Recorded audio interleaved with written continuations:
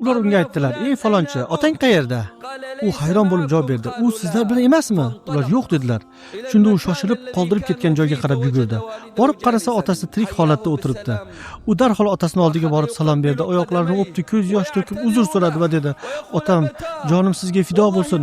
Allohga qasam, men bilmagan edim. Allohga qasam, bu ishdan bexabar edim." So'ng u yana dedi: "Alloh haqqi, meni miling. Men sizni ko'taraman. Men sizni tuyangizman.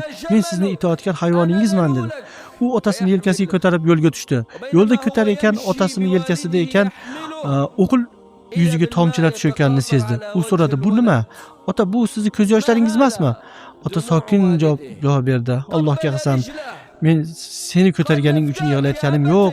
Men shu joyda o'zida bir paytlar haj safarida o'z otamni ko'targanimni eslab yig'layapman" dedi.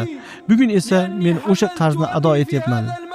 So'ng u dedi: "Bilasizmi, barcha qarindoshliklar, barcha silai rahim aloqalar faqat ota-ona aloqalari sababli vujudga kelgan. Shuning uchun ota-onaga yaxshilikdan keyin silai rahim keladi. Rahim, qarindoshlik rahim deb atalishining sababi ham shu. U Rahmon ismidan olingan. Alloh taolo aytgan: men mehribonman, men rahimni yaratdim va unga o'z ismimdan ism chiqardim.